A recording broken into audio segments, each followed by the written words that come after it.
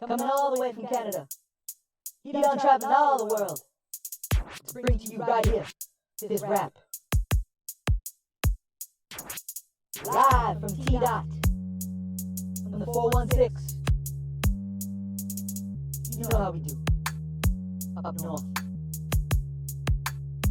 You know how we do up north. Up late, all night, working in the studio. Writing rhymes, making dimes, working on my flow.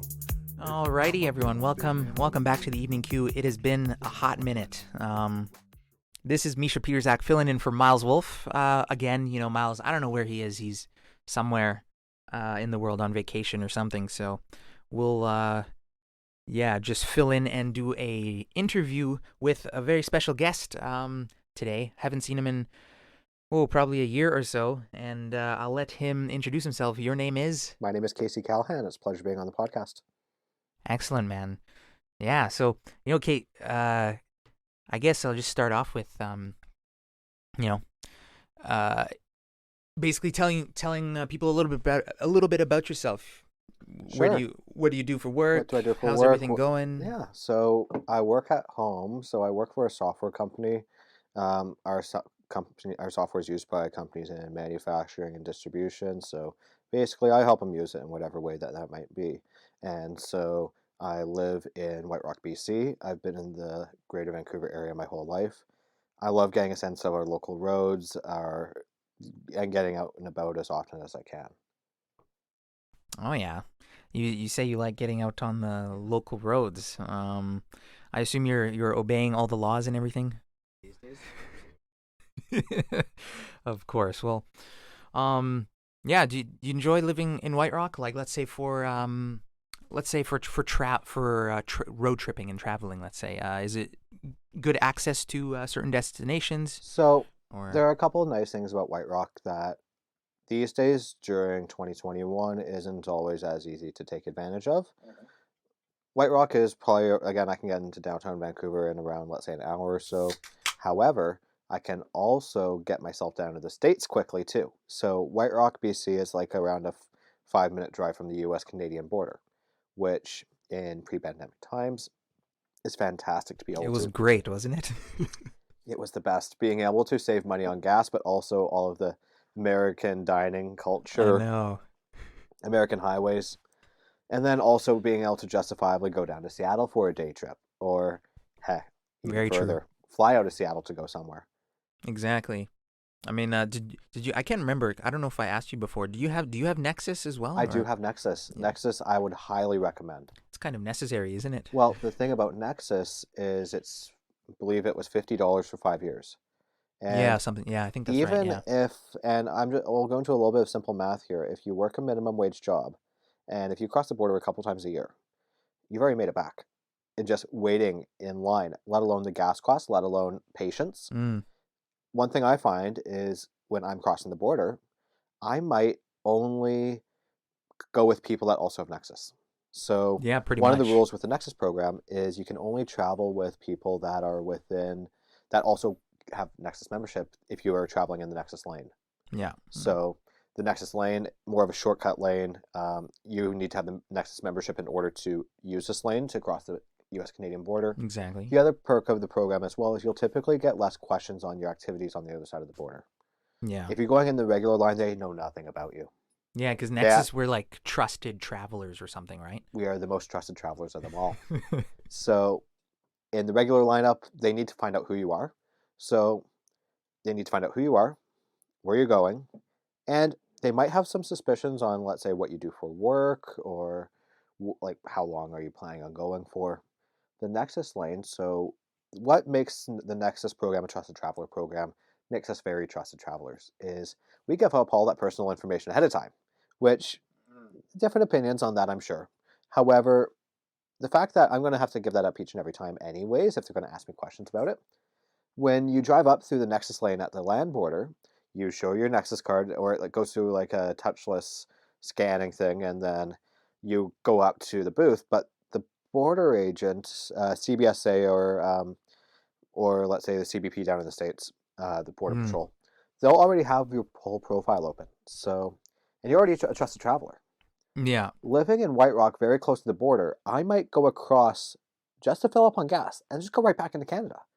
Now, to most, that sounds ridiculous, but when it's a 5 minute drive away, and typically I'll save probably around 30% on gas Yeah. due to Yeah, that's right. taxes, cheaper gas in general. Mm. However, it's also exchange rate. Yeah. I'm still saving around 30% or at least a significant amount. So it makes sense to do this, especially when it's nearby, or for those that don't live in White Rock, might live in other parts of the greater Vancouver area, it might make sense to go across the border if you're already in White Rock. If I'm already down here in White Rock so far, Yeah. just Yeah. cross the border, grab gas, go back. Yeah. Like I think my dad did it like a few years ago. He actually calculated what it would be, convert the, what is it, US dollars per gallon to liter, Canadian dollars per liter. Yeah, or so there whatever. is a conversion ratio And, for the math with, let's say, your dollar, your gallons to liters, but also Canadian dollar to US dollar.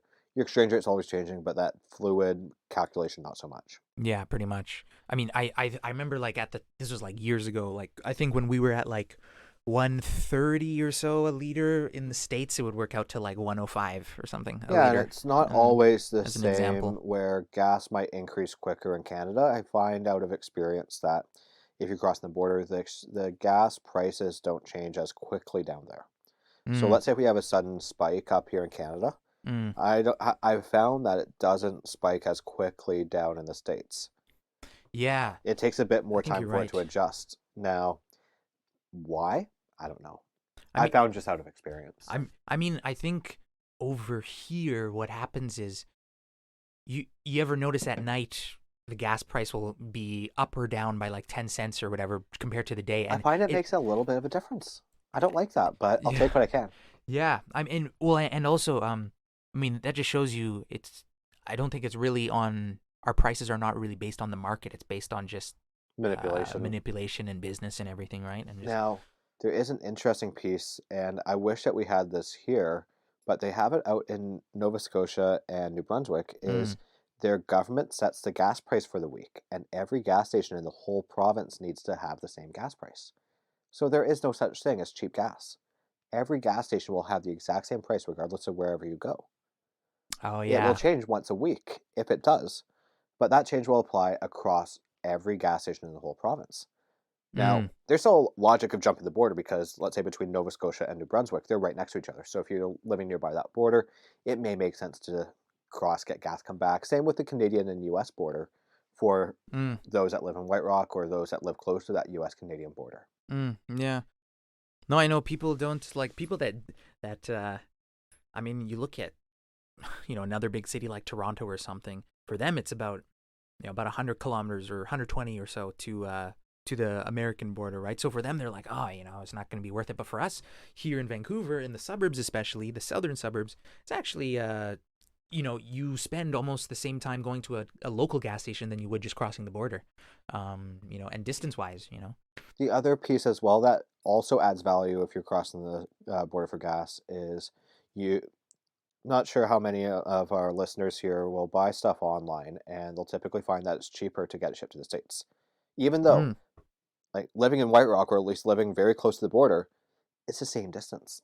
mm, But, oh, if I get it shipped down to the States, instead of like $47 in shipping, it's free shipping, or it's $7 in shipping. So, exactly. what many of us also have done is we have post office boxes in Blaine. I do So, too. it's when there is the right opportunity, it could also be of good value to get items shipped down to the US and pick up your items as you're going down to the border. Now, because we're all law-abiding citizens, we always declare what we've purchased down there, more specifically as a Nexus member. There are Yes. certain duty-free exemptions because, well, technically we're importing goods. True. However, we are always going to be very upfront with what we have purchased. Exactly. Additionally, as well, some items such as common groceries, such as milk, is a common one. There are federal subsidies down in the States for milk in comparison to Canada, as the farmers get subsidized down there. So milk Ah. and other dairy products are actually significantly cheaper on the other side of the border. So if I'm at Mm, the gas station, I might as well grab a yeah. gallon or 4 liters of milk, or Oh, other groceries too. yeah. I didn't pay attention to groceries because in my experience, we never really bought groceries in the States. It was more purely just for gas and then clearance sales at like Macy's or something. Yeah. So at the same time, so groceries is one that can sometimes make a good difference. because their dairy farms are subsidized. Similarly, gasoline. We have parcel shipments. There's also many different food options for dining that typically we won't find up here in Canada, as not all fast food chains are international. Mm. Some of them that I'll particularly go down to the States for, in particular, will be Panda Express for some very Americanized Chinese food, or going to Applebee's for some good family dining. What about I know you go to this one, like Shake Shack it's called? Shake Shack, yes. Shake However, Shack. that one's just on the other side of the border. That's the drive down to Seattle. That's true. What about do you know where the closest In-N-Out is as well? In and out. So closest one's most likely in San Francisco. So Oh, that damn. it'd be a good road. It's a great road trip, Of course, and a good yeah. road trip that I could have again. I will happily do at some point in the future when the land border opens again. Mm-hmm. There is a Shake Shack, not Shake Shack. There is a In and Out in San Francisco, multiple. Mm-mm. Most of the In and Outs are within that like hour and a half of a certain distribution center in California for who knows what reason. I mean, are you sure there's like, speaking of In-N-Out, are you sure there's none in Seattle or the Washington State area? No. No, however, the interesting part is every year, and this was more pre COVID-19, was that there's this Langley car meet every year.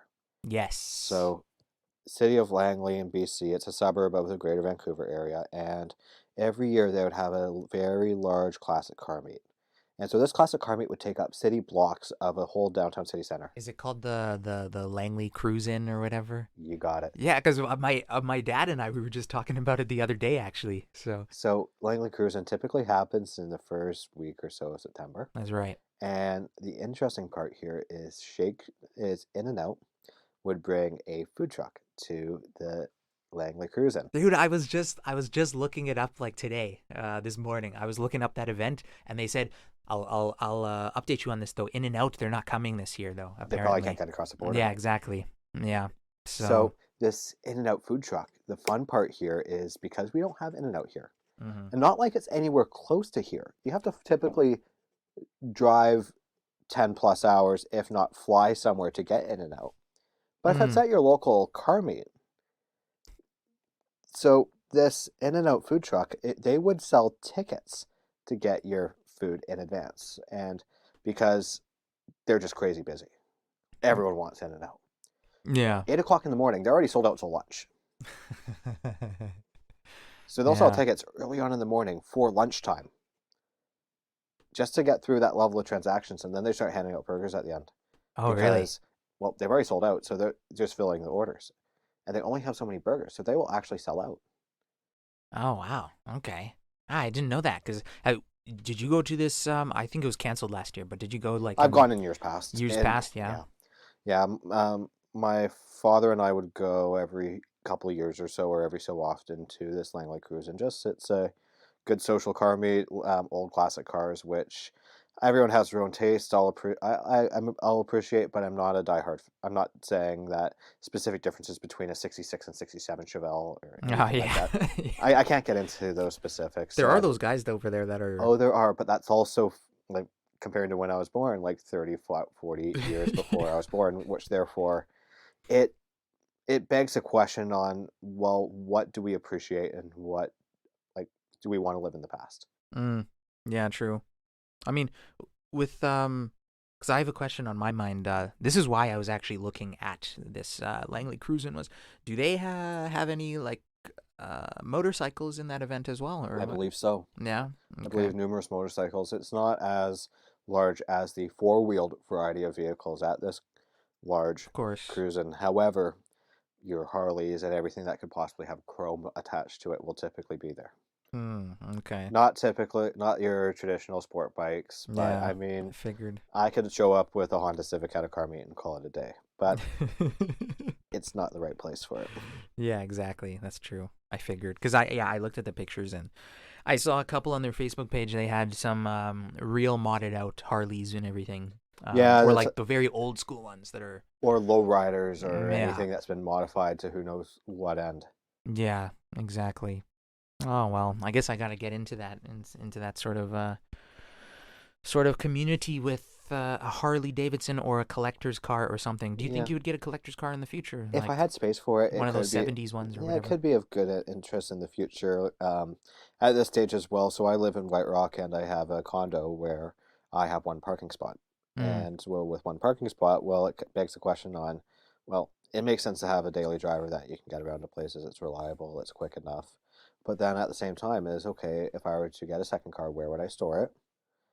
As classic cars typically, you don't want to just street park a 70s car or true. anything like, or anything that's not as anything older than ourselves, Pretty much, right? yeah. Give it the, make sure that it can at least live and survive. And from there, it comes out to, okay, it's the storage, it's the insurance, it's the maintenance, and then Mm, when are you going to use it? yeah. Some of these older cars, they might not have the best AC. That also comes out to the pleasure of driving these older cars too, depending on, like, no one ever thinks, oh, a beautiful 67 Mustang. Mm, No one ever thinks about the fact that it has drum brakes. yeah, yeah. No one ever thinks about no power steering. Well, I mean, yeah, people, I guess, don't account for the difference in the ride quality, let's say, because we're also used to the newer cars that are very smooth and just beautiful. And you go back to these old ones, they look freaking sick. But you get in them and you drive them, and you're like, oh shit, like, so. Oh, wait, we've actually made improvements in cars over the past 50 years. Yeah. To some, it might not seem like that from the outside. The inside, a bit more so. And then other things such as safety features where, oh, if you get T-boned or rear-ended if you rear-end someone because your brakes aren't as strong as you would expect, well, yeah, you're rear-ending the person, but also you got no airbags. You got no Yeah. crumple zones. And so that steering column's going probably right into you. Yeah. If not worse, if not better. You'll Mm, also not have, in a large number of these older vehicles, you're not having shoulder belts. mm, Now, don't get me wrong. It might sound like I'm completely shitting on these older vehicles. They look fantastic. They're great for cruising. mm. Also, at the same time, I'd love to have one at some point in my life. I think so. Comes Yeah. out to is practicality. Yeah. Now, Exactly. on my mind, I would probably be looking at maybe a bit more of a late 70s Mercedes SL. Okay. So you have a little two-door convertible. Looks great. Very classy. Very Yeah. classy. Yeah. Still comfortable as well. It's a Mercedes. Mm-hmm. Late 70s, so you're starting to get into some safety features. And it's has some power as well. So many years ago, my dad had a 67 Mustang while I was growing up. He owned Okay. it for years. Oh, okay. I didn't know Bought it for that. cheap. Bought it back in the 90s, early 90s. Yeah. They left it in the garage, and it was sitting there for 25 years. Oh, really? And then he moved. So with moving, well, you gotta move the car too. So at that point, he might as well move it to the restoration shop, Yeah. and then get it fixed up. Okay. And so I got to he got it fixed up. He's not a mechanic by any means, so we got a shop to do the right work because let's all do good work that we are okay with doing. I'd rather not do a shoddy quality job on something I'm not comfortable with. Yeah. Same with him, same with others. So the car got fixed up. So this was a base model 67 Mustang. Mm. So you might think 60s Mustang V8. What was It it? didn't even have a V8. It had an inline six. Inline six. Okay. So inline six from the 60s, carbureted, Oh. big inline six, but it made 100 horsepower. Yeah. So I see. you're not I see the accelerating problem. quickly, and it's also a 3-speed automatic. Oh, it's only 3-speed too. Oh. So it's an okay. automatic Yeah. inline six, which you got something cool there. You have an inline six Mustang. Everything now has V engines, so you have some different engine configurations. However, it does not accelerate quickly. Right. Yeah. I can see. That begs the direction of looking maybe in the future at like a 70s Mercedes or 80s Mercedes that has a bit more power. That way you're comfortable with the acceleration that you have, and it can also be, you can justify it as a safety feature. Yeah, I guess so. You need to get out of a situation. Get out you of can- tricky you can situations. Yeah. just get out of there. Well, I mean, I guess, I know that you like accelerating pretty hard and, power and everything. Because do you, how do I phrase the question? Are you familiar with any officers around the region or something? They're like, oh, hey, that's Casey. He's going so fast. Well, back in the day, a couple stories that set the stage for where I am today. Mm-hmm. So, been a bit more of a car enthusiast since I got my driver's license. And back when I was first looking at getting my driver's license, I grew up as an only child and one Just thing, like me. yeah, absolutely, it's a great lifestyle that we all love to live. Absolutely. However, the fun part comes out too is once I got my driver's license, that changed my independence and my social life significantly. As I can agree with that. Yeah. so, getting the car, then I like getting cars because I like cars because I like driving and it's fun. Of course. And back previously, I've always been into computers, gets into my career. However, at the same time, with being into computers, well, I hear about this car thing because it's something that's coming up because when you turn 16, you get your learner's license. So I should learn about cars. Right. So I learned about cars, become an enthusiast, get to know some of the intricacies. Yeah. And so when you're learning how to drive, you typically don't, as most of us growing up, typically our parents or driving instructors would teach us how to drive because Mm-hmm.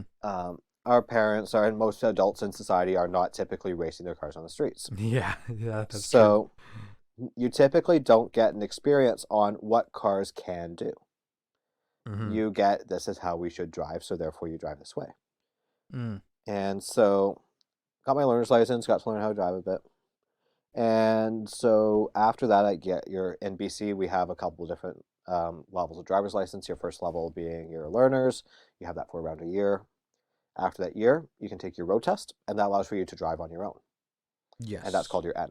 Your N. N, novice driver, new Yeah. driver, noob driver. Noob driver. Yeah, that's right. And They so, usually drive like that. Yeah. so year after I got my learners, I got my N. I passed my road test the first time. Ah, excellent. And during the time that I had my learners, I also bought my first car. So my first car was a 1995 Nissan 200SX. Mm-hmm. It is not like a 240SX. It is more of a two-door Sentra. Okay. So I see. This car is not. It was not that common. Yeah. And so imagine it as this teal color of perfect 90s color of teal. Right. Two-door coupe, front-wheel drive, made around 115 horsepower. Oh, wow. Now, in the eyes of a 16 and 17-year-old, so I was 16 at the time when I got my learner's license. So not my learners, but my N, because I got my learners on my 16th birthday, the very first day that you possibly could. Yes. And so it's a very fun technicality with our ICBC here, who manages our driver's licenses, is you can book it 51 weeks. It's not a full year. It's actually 51 weeks. Okay. I So didn't know that. I was still 16 when I got my N. I got past my road test. I was still 16 Okay. for like a couple days, and that was going to be my 17th Of course. birthday. Yeah. So, a couple of keys to this puzzle here. The first one is what level of independence that you get when you grow up in a suburb and you have your car Mm. and you can finally drive on your own. Now, leading up to the stage here is myself and my dad were doing something in Vancouver. I can't even remember the details at this point. Yeah.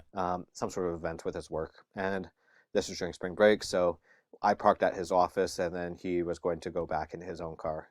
And so he was like, at that point, we were leaving to go back home. He asked, let me leave first, and then you can just follow me. Okay. That sounds completely reasonable. He's seeing course, his son yeah. drive off for the first time on his own. And I'm like, okay, let's make this happen. Meanwhile, I take a different route than we had originally said, so I leave off from passing him. Mm. Or I should rephrase that. I did not follow him home. Okay. From That's fair. Richmond to White Rock, there are two main routes that you can use to get there. First one being Highway 99. You go go through the tunnel, and then you come back up. The other one is Highway 91, which you can also take to get around and through as well. So I took Highway 91, and after he got off to take Highway 99, so he took the exit to Highway 99, and then I just veered off. I did not keep following him because I knew if I couldn't pass him at that point. Yeah. It doesn't look that good. But if I go a different route, then he doesn't see. So, make my way onto Highway 99. So these two highways actually merge back into Highway 99 at the very end. And so I have a nice open stretch of two-lane highway. I just got my driver's license within like 24 hours ago. Okay. Yeah. And I have a wide open stretch, no one around. I'm like, I might as well go for it. Accelerating this 115 horsepower engine, 100, 120, 110, 120, 130, and then probably around 140 or so. And then I see a car parked on the side of this on the highway, and I'm like, oh shit. I slow down, get into the right lane, seeing, oh, maybe he didn't see me. Maybe he didn't see me. And then I keep going at 100, and then I see the lights come on behind me. Uh-oh. Uh-oh. So he pulls me over. You just had your N, you said? I had 24 hours since I got my N. Ooh. So the stereotype, you're fulfilling the stereotype right absolutely. there. Now, I was scared shitless. Of course. I'd never been pulled over before. Yeah. So how did The it cop go? comes up to the window and says, how fast do you think you're going? And I'm like, I don't know how fast I was going. I was focused Perfect on answer, right? the best possible answer you could have. And so he said, you're doing 140 in a 100 zone. Mm. Now, in BC, we have an excessive speeding law. And so what this means is if you were going 40 kilometers an hour or above the speed limit, they can impound your car for 7 days. Yeah. It's a very expensive. It's around $368 for the ticket, somewhere around there. And like the They impound impound your is car for a like week. is like $600 or $700 or something, Impound's right? like $400, but the tow. Oh, but yeah. then there's also the tow Oh, to get your car to the impound true. lot is also around a couple $100. Oh, okay. And then every year for 3 years, so three times you pay a driver risk premium, and it comes on your birthday.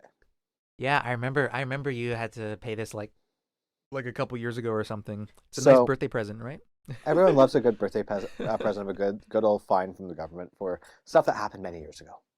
So I was scared there because he was like, I need to tow your car, or I could potentially tow your car. And then I managed to discuss with the police officer that this is my first time. Now, I'm handing him the paper temporary license that they give you at ICBC.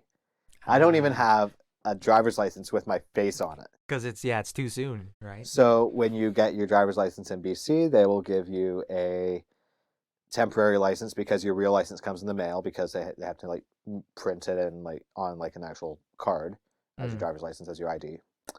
So the police officer was very kind, and so by being very kind, he gave a very basic speeding ticket for like 1 kilometer over the speed limit. So I was very thankful. Very nice officer, no? Very nice officer. Now I don't have his name, otherwise I'd give him a shout out. So a couple bits are leaving the stage here. My dad was leaving Richmond, and I got ahead of him because I was speeding. Right. And so I get home a bit later. I got a phone call from my dad, or a text message saying, "Hey, did you see someone pulled over on the side of the highway?" What did you say to him then? I had to own up to it. Oh yeah. I'm like, I got a ticket. And then he was very disappointed because it was my first day with my driver's license. I thought and he my would car. just be like laughing or something, just like No, he pulled off. sucks to suck. or No, he something. pulled off parent mode there. Oh, okay. Okay. And then when you have your N or your new driver's license, and you'll have this for a couple of years. Mm-hmm. Now, if you get more than 6 points, so a speeding ticket in BC is typically 3 points on your driver's license. Yes. If you get 6 points or above, or I think it's actually more than 4 points on your driver's license as you are a new driver, Oh, okay. they can suspend your driver's license for 30 days. Oh, because with new drivers, there's like more stricter restrictions. Let's say, You know what? They're new drivers, they don't know what they're doing. Yeah. Okay. And so during the whole time that I had my N or my new driver's license, I could not get any more tickets. Oh yeah, gotta be careful then. So that taught me some great lessons. And I managed to, during the whole time that I had my N, not get any speeding tickets. The other fun rule, Wow. Okay. the other fun rule when you have your N driver's license in BC is you cannot bring more than one passenger with you. Oh yeah. Yeah. That's right. So I've always been one, and I still am with capturing data, keeping record of things. Right. I managed to have more than one additional passenger in my car around 70 something times while I had my N driver's license and did not get caught for it. That's lucky, eh? Very lucky. But at the same time, it comes out to one rule in life that I'll typically try to preach for myself, and I can share it with others, is only do one illegal thing at a time. Yeah. Don't do two illegal things at a time, because then you're going to draw attention to yourself. Yeah, exactly. You got. If you're going to speed, if you're speeding, don't be drunk. Yeah, that's Drunk right. driving's bad. That's right. Or if you're speeding, don't also be overcarrying passengers. Yeah, true. Yeah, because then they just rack up the fines on you, right? And then Absolutely. it's, exponentially worse, you know. Because I know, like with, I mean, you know this from a couple years ago, but for other people who might be listening, you know, a couple years ago here in Vancouver, I never understood why people were so afraid of the police, let's say, that had nice cars and everything. And I'm like, why? You're just like everyone else, right? And I never knew until I bought my super sport motorcycle, my Honda CBR 600RR, shout out right there. Fast bike. Yeah, fast bike. And obviously with motorcycles, and nice cars, one of the first things you do, especially motorcycles, you switch the exhaust to an aftermarket one, because the stock ones just are such very quiet and very you want to be heard as well, right? For safety. Loud bikes save lives. Exactly. That's pretty. Even if it isn't true, we will always believe that. Loud pipes. Will always believe that. That's exactly right. And I was just on a Sunday afternoon. I was going back through Vancouver through Commercial Drive, right? Back to White Rock, because I needed to go fly after in Boundary Bay. Set the stage of Commercial Drive here. Yeah, Commercial Drive. It's a very lively, kind of happening street. Lots of bars, pubs. Vancouver police, seems to be in that area. Probably, I would say because they're looking for drunk drivers. I would say, maybe. They might not have anything better to do as well. That's true. I mean, especially on a Sunday, in the middle of the day. They're looking out for you. Exactly. And, keeping our streets safe from people like you on motorcycles that might be maybe doing the speed limit.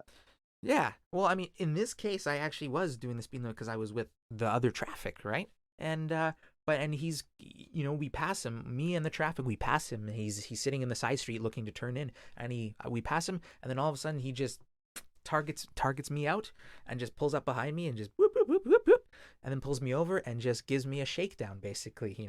Your exhaust is too loud, your plate is improperly mounted, your turn signals are too close together, all this other crap. So then at the end of the day, I get what's called a VI, vehicle inspection order, and those things, the problem is you can't dispute them. So it's an automatic, $200 or whatever for the inspection, right? That you cannot dispute, like a normal ticket, right? So that's what happened. And the stupid thing was, though, with the exhaust, he puts his sound meter. He has a little decibel thing, and he puts it right at the outlet of your pipe. When I looked up the regulations after, and it's supposed to be 1 meter back and 1 meter to the side is where the two testing points are, not right at the outlet, because obviously you're not. It's going to be louder. Exactly, and as a person, simulating like the ear of a human person, no one's gonna put their ear right up to an exhaust like that anyway, right? Yeah, like who's gonna do that? So I don't know. That was just my experience. I mean, I don't know. I know you've been you were impounded. Have you ever been gone for a vehicle inspection? I have not had a vehicle inspection. No. Okay. Again, one of these interesting ones was a car that I had after that Nissan. So I had this Hyundai Genesis Coupe. Right. Great car. Had the car for 4.5 years. So when I bought this car and it was from Surrey. Okay. Yeah. And so it had front tinted windows, which are illegal in BC. Oh yeah, that's right. So on your passenger and driver's windows, you cannot have window tint that's blocking light. Okay. I can't remember the exact regulation for it. Yeah. We can all look stuff up online. But anyhow, this one here had tinted windows. So the funny part here is I got two police stories that are going to be quite... That makes sense in terms of the order here. Mm-hmm. So the first one was I went to school in Burnaby and then live in White Rock. So it's around an hour's drive each way. And I was living with my family while I was going to school. And so I was driving home from school one day. And you know what? I got a nice little open stretch of highway. And I have a radar detector too. So I'll use a radar detector to also keep my eye out on the police. Yeah. However, I had the radar detector turned off while I was in the city because it kept going off like crazy. Okay. And so I was flooring it, and I thought I saw something, but I was doing some good speed.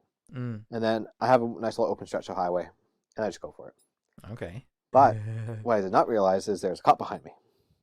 And so therefore, I was caught doing around 65 kilometers over the speed limit. And so it was around a 90 kilometers an hour zone and a 155 kilometers an hour that I was going. Ooh. So they took away my car for a week. Damn. Now, I had tinted windows at that point too. Yeah. And it was like 3 degrees outside. It was the middle of winter. And I'm thinking to myself, let's make sure I don't get too many tickets here. Yeah. I kept both windows rolled down while the car was off while waiting for the tow truck. That's because you have to wait for the tow truck. So I'm like, I have to keep the windows down as long as I can That's quick thinking. I Yeah. did roll up the windows when the tow truck came to tow it away, just Mm. because, well, ticket's already written. He's not going to go back and just nail me for windows too. Yeah, exactly. 2 weeks later, after I got the car taken away, I got the car back. I'm driving into school this time. It's like bumper to bumper traffic. Mm. And I start seeing a cop coming up behind, like it's bumper to bumper traffic. Cops coming up from behind. I'm thinking, okay, time to roll down windows. Yeah, yeah. It was too late. Oh, I see. So that one there wasn't a vehicle inspection, Mm. but they did make me go get it fixed. Like the fix-it ticket, the classic fix-it ticket. So what is that? Like you have like 14 days or something Yeah, to fix it so or something? this and one then- here was, it didn't even have a dollar amount to it.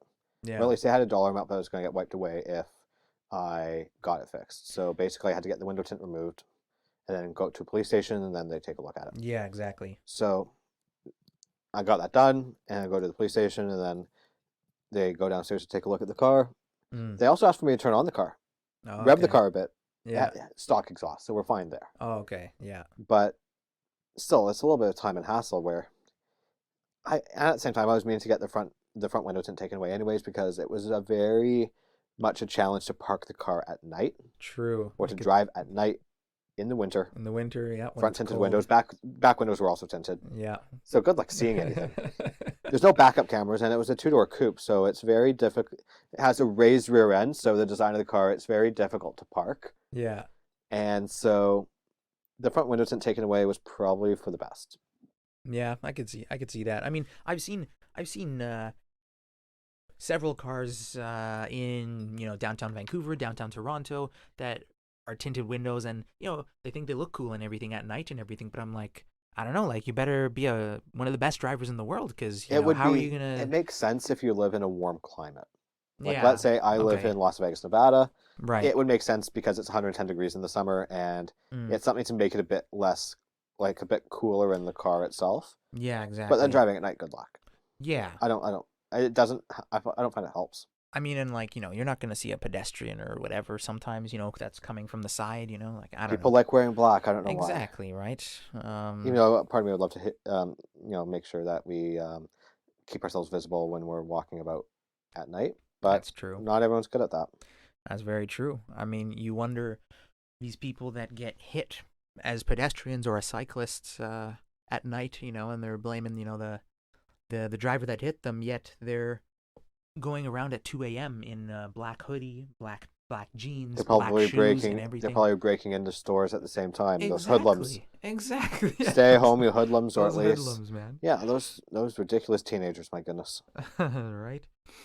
But yeah, okay. Well, what? Honestly, I would, hearing that story about your tinted windows, I would prefer that the police would resort to that sort of Fix it. punishment in a way, is to fix it. Absolutely. Because you still have to pay yourself to get it removed. Yeah, I had to or pay a shop to get it to- removed. So to get and yeah. whatever it is fixed, but there's none of this bullshit where you have to pay the government $200 or $250 after, right? correct. However, if I waited to get that yeah. done, then next time that I were to get pulled over for it, Mm. vehicle inspection. Yes, that's right. Because you've already been warned, and essentially, right? And if you don't do it, then it doesn't help. Yeah, that's right. But any other tickets? Because like I've actually been really lucky in my driving life. That other than this VI experience that I had in Vancouver, and that I've never had any other tickets before. I've gotten a warning one time in BC for speeding when I had my N. What was the warning? So basically what it was it was when I had my N, and I think it was in the summer when I came back from university one of the years, and I was basically driving my mom to work so that I could use her car during the day. And You know what? drive- That's so humbling, I and know. honestly so appreciative that you're driving your mother to work. Exactly, right? Only for a certain period, a definite period of time, and not indefinite. But yeah, and so I drive her to work. I pick her up later. But when I drive her to work, I drive her, in my pajamas because she works early, and I'm coming back along King George there, right? It's kind of like a road that I think the speed limit's 70 when really it should be like 90 or 100. It should be like 150, but yeah, but an actual more realistic, like reasonable speed limit. 90 would be acceptable. Yeah, 90 would be acceptable. I would accept that because it's in the farmland and everything, right? And 2 lanes each way, barriers, everything. I'm coming home and I'm doing 100. The speed limit's 70, and I'm passing this other car because I'm driving home now. I'm passing this other car that's going maybe like 95. So I'm passing just barely. You're right? slowly passing. Slowly passing like normal traffic. And I see the cop. There's a cop actually behind me, and I was like, oh well, I'm in the passing lane, so I should be passing anyway. And anyway, he comes up behind me and I guess just paces me to see what speed we're doing, and then he lights me up. And then obviously because I had my N, it's an easy thing. We're just here to check in. Exactly. And so he pulls me over and basically, asks me, why was I going so fast? And I'm like, oh, I couldn't even answer. I'm just like, I don't know. I'm just going with the traffic, with the flow of traffic. Yep. And he says, like I could give you a speeding ticket right now. Like, but because he was actually going, this is what he said. He was actually going to traffic court that day. So he said he doesn't have time to go through the whole paperwork. So he just said, slow down, like verbal warning. And, he let me go, and he was off. He pulled out before I even pulled out. Those afterwards. are great lessons to be learned. Very good lessons to be learned. Now, who's to say, if I didn't have my N on at the time, would I have been pulled over? Maybe not. I don't know. Yeah. But well, then you would have been getting a ticket if he saw your driver's license. That's true. So, depending on the illegal activities that you're doing, there comes better opportunities to be a good citizen or to be very to blend in nicely. That's true.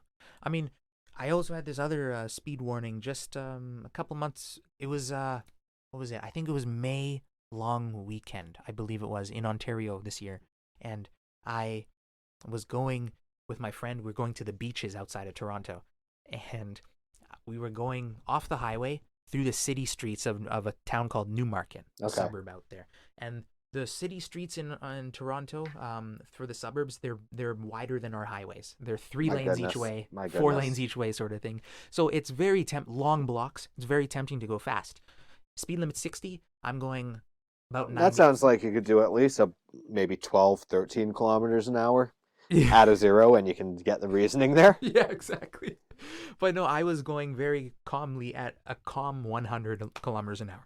And I didn't even feel it, though. I didn't even notice I was.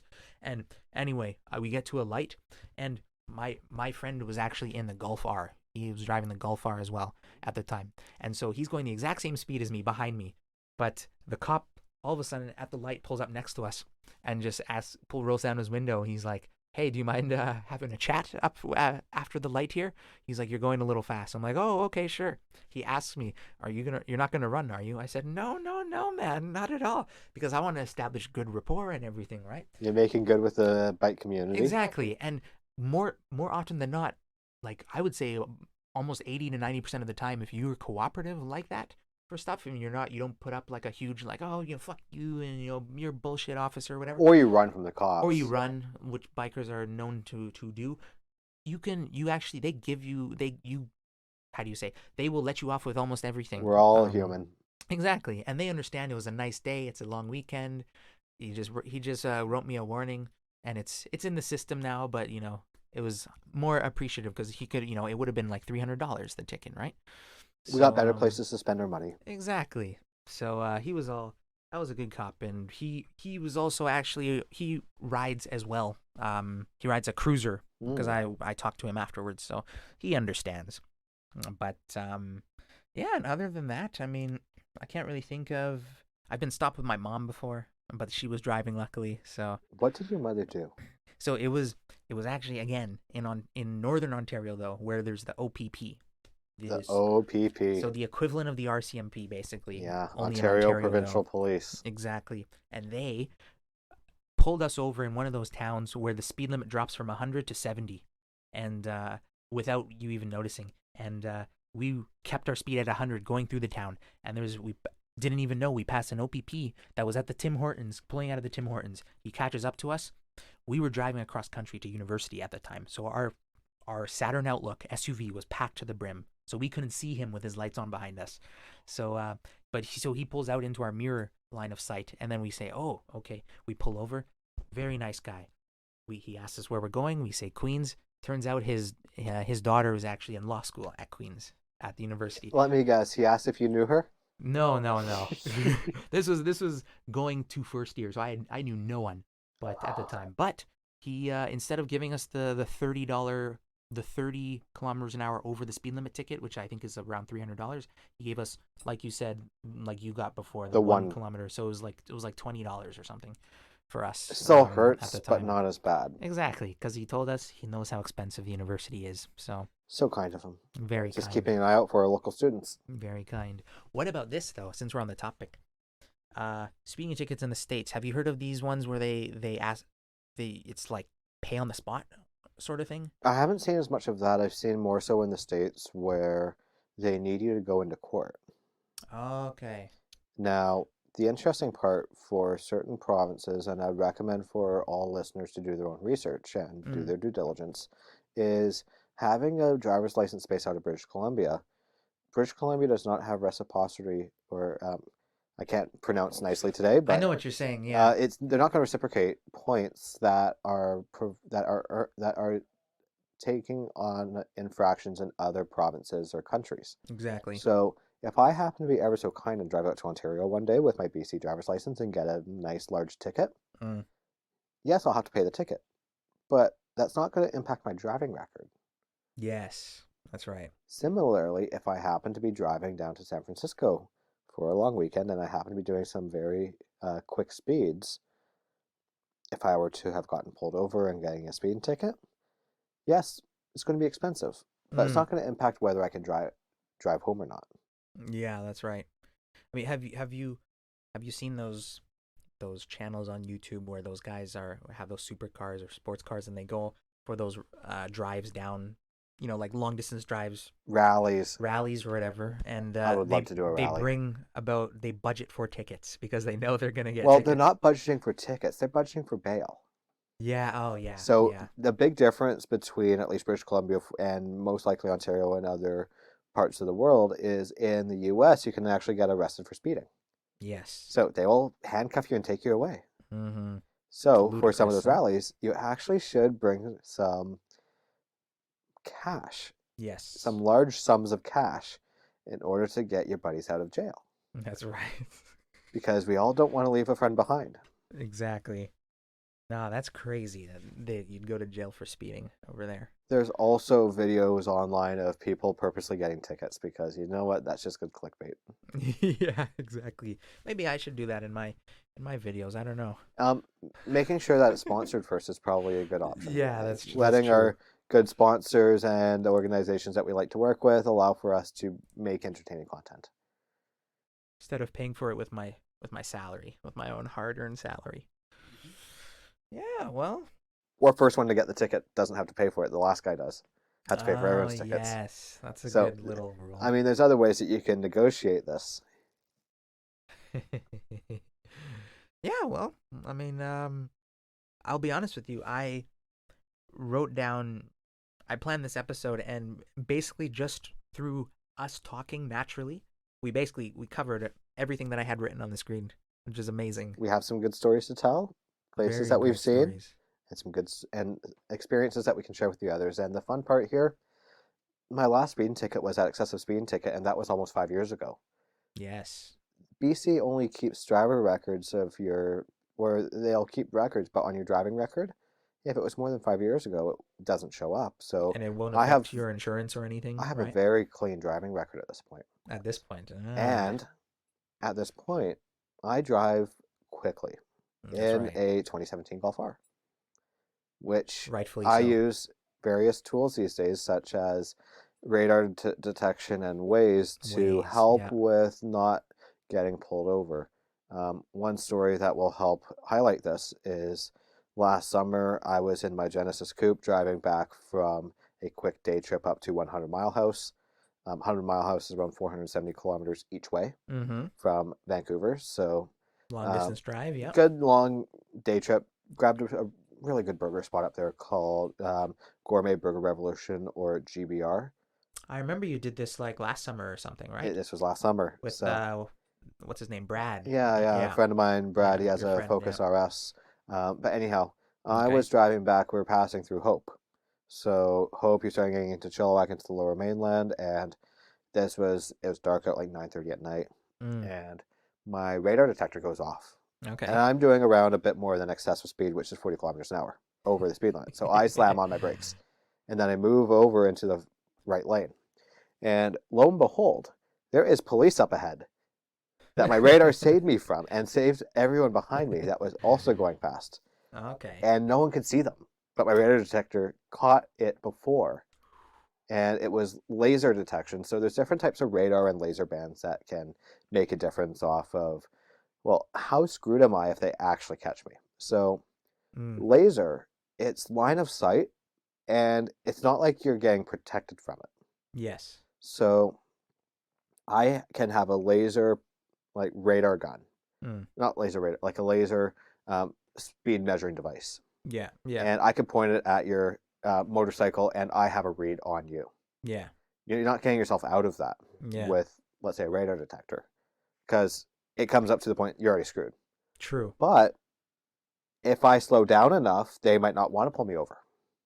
Or they might not think that I know that I've already been lasered because it's a detector. Yes. So I see what radar you're saying. detector, I slowed myself down to the speed limit, made my way over into the right lane. So did everyone behind me. Went on past. As I could see that they're about to get ready to walk out of their nice little path there and start pulling people in. Oh, Well, they okay. didn't. And therefore, I got a phone call right afterwards. The thank you phone call. Look at you saving the day, Casey. Yeah. Saving the day. Well, do you have a plug for the device for the brand you use for your detector? I use a Valentine 1 radar detector. It's simple and effective. There is a Valentine 1 version 2. Not a Valentine 2, a Valentine 1 version 2. I highly recommend. I have the regular Valentine 1. Yeah. But at the same time, a radar detector is a tool.